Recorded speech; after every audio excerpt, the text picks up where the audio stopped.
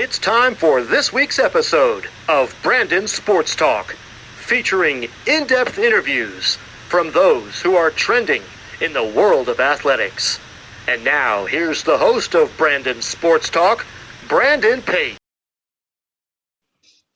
Welcome back to Brandon Sports Talk. In today's episode, I have the privilege to interview the sports business owner, Ben, who owns the Sports Podcast along with a sports business called SportsCastr. How are you doing today?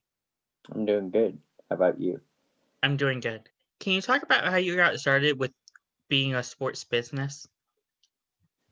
So, the SportsCastr, we'll start with that and then I'll talk about the podcast. So I found that on Twitter one day searching, and I got an account, and then from there it kind of took off once I started to stream, because I saw a bunch of people that I follow on Twitter were streaming on there. So I got an account, and then so what I do is on Twitter every week I'll post a poll and you can vote on what game that I'm going to stream for that week.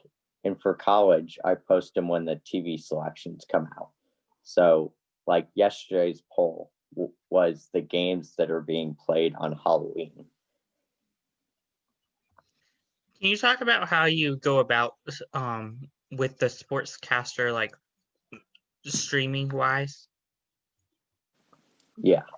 So what it is you can stream yourself calling the game. And it's very easy. You can do it on like any kind of mobile device. And it gives you an opportunity to practice broadcasting games. That's wonderful. Are you planning on becoming a sports broadcaster in the future? Yes, that's definitely what I want to do. What can you talk about your sports podcast, the Sports Podcast? Yeah. So the story of how that got started is like I'm really knowledgeable about sports and whatnot. I'm currently taking a speech class, and my speech teacher suggested that I start a podcast. So I thought, that might be a really good idea, because it gives me an opportunity to talk and debate about stuff that I'm very knowledgeable and care about. What do you cover in your sports podcast? A lot. So in the episode that just dropped, like 15, 20 minutes ago, we have everything from Premier League soccer to the NFL to Doc Emmerich's retirement. I mean, we cover everything that's happening in sports. Now, this episode was a little bit shorter because we didn't have a guest. But in previous episodes, we've had guest segments. We've talked about NASCAR. We talked about the Big Ten and that whole controversy as it was going on. So we just talk about whatever's going on in the sports world at the very second that we're recording. Can you talk about how, like, what guests you've had on before? So I've had 2 guests so far through the first 3 episodes. Marty Chizelka came on to talk about NASCAR in the first episode. That was a really good segment. And then I had Dan Lust, who's a sports lawyer, who also co-hosts Conduct Detrimental, on in the second episode. And we talked about the Big Ten and all that and the legal aspect of the alleged 11-3 vote that now is irrelevant now that they're coming back to play this weekend. Can you talk about some of the future plans for the sports podcast? So in the future, we're working on getting higher level guests as we move on.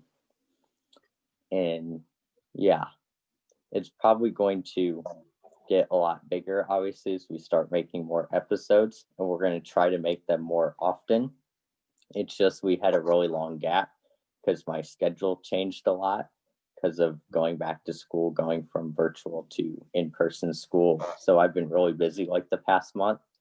And now that I'm on fall break, I've really had a chance to sit down and make some episodes. So yeah, we're going to try to get out a couple episodes a month, probably on a weekly or every other week, or, just depending on what's going on, and having guests come on talking about different things.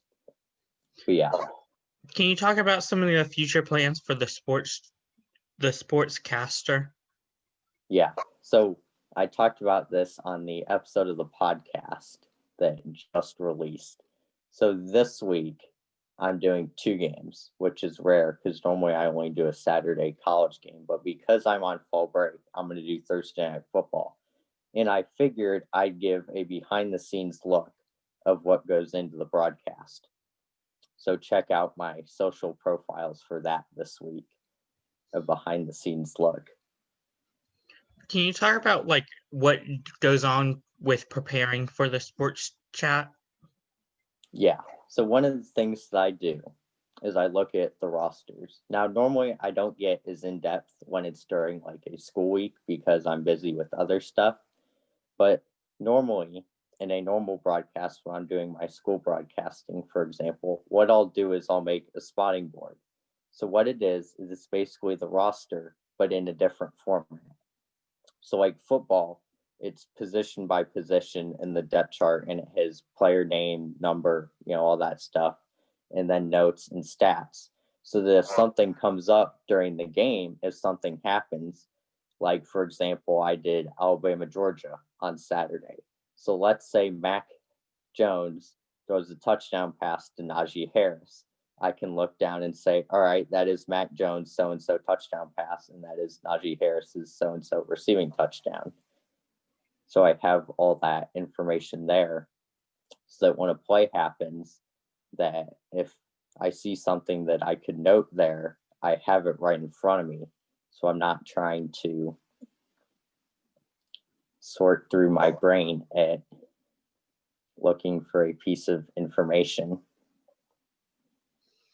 Is there some games like in some weeks that like, of course, like like you said, the Georgia Alabama game, which is a high profile game. Is there some weeks that you're like, maybe your poll might say like, oh, I want you to do like Carolina versus State, but then Georgia versus Alabama is like maybe like let's say ESPN's top game of the week. Do you choose like the top game of the week, or do you just go by whatever your fans say? So what I do is when the TV selections come out, I pick the 4 games that I think are going to be the most important. And then those are the ones that I put in the poll. Now, the poll results don't determine everything. For example, this week, Oklahoma State and Iowa State was not originally on the poll because I was thinking, okay, the Big Ten is back, might as well, do a Big Ten game. But the Iowa State-Oklahoma State game has picked up a lot more importance in the days since the TV selections came out, because this very well could be a preview or at least determine one of the teams that go to the Big 12 championship game. So that's one of these situations where even though it wasn't on the poll, it became more of an important matchup. So I decided to go with that over what was selected in the poll. Do you cover any other sports besides college football and NFL? Yes, I did some baseball games during the regular season. The first stream that I did was the Dodgers-Astros game back in July, and it was the first time that they had played since the sign stealing scandal. So that's part of the reason I picked that one as the first.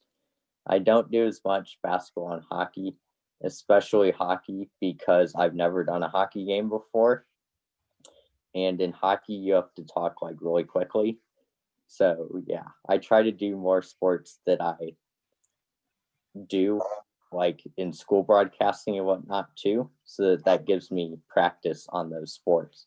So when I do the broadcast for my school broadcasting network, I kind of am already in the rhythm of doing play-by-play for that sport. Can you talk about more about your broadcasting that you're into now at your school? Yeah. So at Fisher's, we have the Fisher Sports Network, and it's a streaming service where you can watch a lot of our home games that we play in athletics. Obviously, we do soccer, football, volleyball, baseball, basketball, softball, basically any sport that is sanctioned by the IHSA, the State High School Athletic Association, we do. So I've done basketball play-by-play, football play-by-play. And what I try to do when I have a broadcast is, obviously I talked about the spotting boards earlier, but another thing that I've learned, talk to the coaches. You won't regret it. If you're a broadcaster and you're not sure of how to prepare for a game, one thing you want to do is talk to the coaches and ask them about the team. And, because there's been some really good quotes that I've gotten from coaches about what's going to be important, what they're doing differently from previous games, what they're looking for.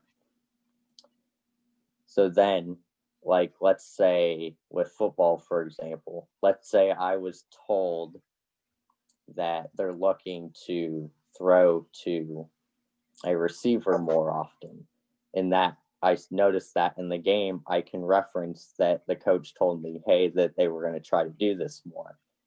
I try to keep the viewer as informed as possible because I get the access that they don't. They don't have the access to talk to the coaches on a daily and weekly basis.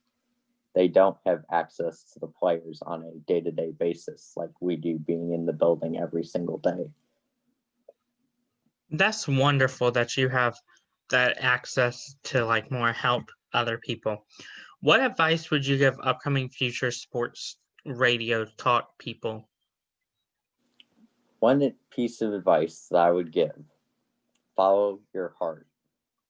Even if it might not seem like that an idea you have might become like some big thing, you just never know.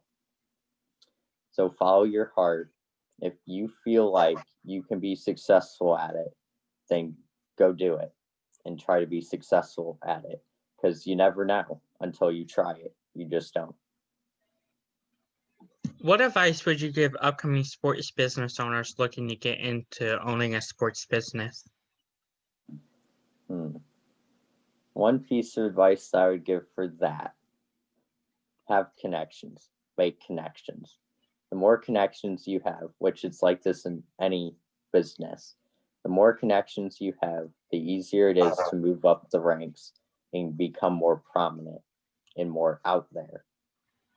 Because the more people you know, the more people that they know, and the more people that you have access to that can help you and guide you through that process. That's wonderful advice. Where can my listeners find both your podcast at on social media along with the SportsCastrs? So the podcast you can find on Twitter at @the1sportspod, the first letter in each word capitalized, and then the one is the number one instead of typed out. And then for my SportsCastr live streams, you can find those on my personal Twitter bio at @the_BR_Sports1. The T, B, and R are capitalized in the S, and then the one is the number one. And you can also find those on my Instagram, the BR_Sports1, all lowercase. I have the links for those in my bio. The podcast is also on my Instagram bio. That's where you can find those. Every time a new episode comes out, I post on Twitter and Instagram that the new episode came out, and I talk about what was discussed in the episode. So before you listen to it, you kind of get an overview of what we're going to talk about. That's wonderful. Thank you again, Ben, for your interview, and best of luck in both of your sports podcasts along with your sports business. Thank you. You can find Brandon Sports Talk on Facebook at Brandon Sports Talk, Instagram at Brandon Sports Talk, Twitter at Talk_Brandon, and you can find me on YouTube at Brandon Sports Talk. Don't forget to like, comment, and subscribe. Thank you again, Ben, for your interview, and best of luck. Thanks. You've been watching Brandon Sports Talk. Please feel free to like, share, and subscribe to Brandon Sports Talk on social media and on YouTube.